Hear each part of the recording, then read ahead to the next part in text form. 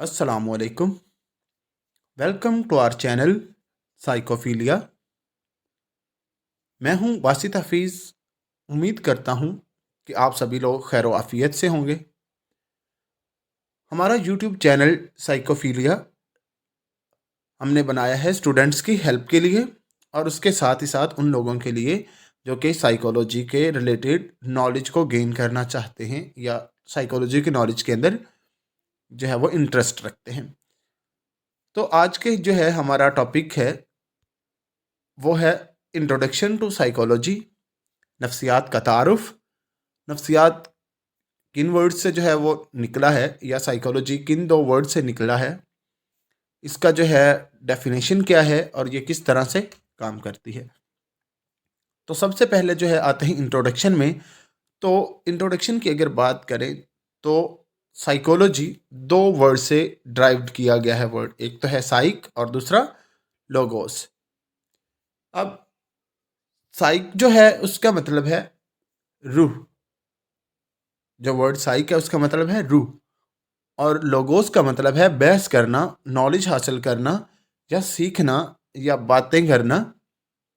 तो पूरा वर्ड का जो है साइकोलॉजी का मतलब क्या हुआ, साइक और लोगोस को मिलाकर साइकोलॉजी का पूरा मतलब हुआ रूह के बारे में इल्म, रूह के बारे में बातें करना, ये रूह के बारे में जो है वो नॉलेज हासिल करना। तो नेक्स्ट आगे जो है इसकी डिफाइन को चेंज कर दिया गया था। सबसे पहले ये वाली डिफाइन थी कि रूह के बारे में बातें करने को क्या बोलते हैं, साइकोलॉजी। लेकिन उसके बाद जो है इस चीज़ को जो है वो रद्द कर दिया गया था, इस डिफाइन को। उसके बाद साइकोलॉजी की डिफाइन प्रॉपर जो है वो इसको साइंटिफिक स्टडी जो बोला गया था कि साइकोलॉजी एक अलग पूरा सब्जेक्ट है, ये एक साइंस है। इसको स्टडी ऑफ माइंड भी कहा गया, इसको study of science of mind भी कहा गया, इसको साइंस ऑफ पर्सनैलिटी भी कहा गया और स्टडी ऑफ मेंटल प्रोसेस भी कहा गया।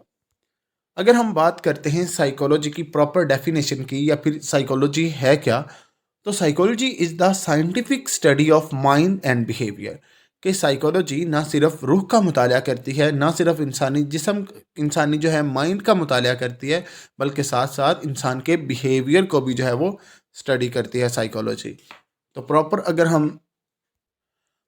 अगर हम देखें तो साइकोलॉजी इंसान के जो है ये एक साइंटिफिक स्टडी है, ये इंसान की रूह का भी मुताला करती है, इंसान के माइंड और उसके बिहेवियर का भी मुताला करती है। उसके साथ साथ ये दो और मेन चीज़ें इसके अंदर आती हैं साइकोलॉजी के अंदर, वो हैं कॉन्शियस और अनकॉन्शियस। अब कॉन्शियस क्या है और अनकॉन्शियस क्या है? कॉन्शियस बोलते हैं प्रेजेंट ऑफ माइंड को, कि आप कोई भी काम जो है कर रहे हैं उसके अंदर आपकी माइंड की पूरी जो है वो प्रेजेंस होती है, कि आपका माइंड जो है प्रॉपर उस चीज़ पे आप फोकस कर रहे होते हैं, आपकी पूरी की पूरी तवज्जो उस काम पे होती है। उसको क्या बोलते हैं? Presence of mind. कोई भी हम काम कर रहे हैं तो हाजिर दिमागी के साथ कर रहे हैं, उसका हम क्या बोलते हैं? कॉन्शियसनेस।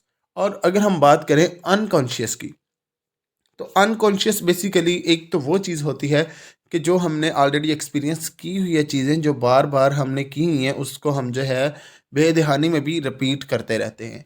जैसा कि हमने कोई भी सॉन्ग वगैरह बहुत ज़्यादा जो है उसको सीखा होता है या उसको गाया होता है, तो हमारा जो है इंटेंशन उसकी तरफ नहीं भी होती, तो हम ऑटोमेटिकली अकेले बैठे हुए उसको गुनगुना रहे होते हैं, देख कहीं रहे होते हैं या फिर कोई भी काम कर रहे होते हैं, तो ऑटोमेटिकली हमारी ज़बान से वो वर्ड्स निकल रहे होते हैं। और एक ऐसा होता है कि हम कोई भी काम कर रहे हैं, हमारे हाथ उस चीज़ में इन्वॉल्व हैं, वो काम कर रहे हैं, लेकिन हमारा माइंड, हमारा ब्रेन वो कहीं और पे ही है, हमारा ध्यान, हमारी तवज्जो, हमारे ख्यालात कहीं और पे ही हैं। तो उसको हम क्या बोलते हैं? अनकॉन्शियस। इसी के अंदर हमारी जो है फीलिंग्स भी इंक्लूड होती हैं, हमारे थॉट्स भी इंक्लूड होते हैं। और इसके साथ साथ साइकोलॉजी एक एकेडमिक प्रिंसिपल है।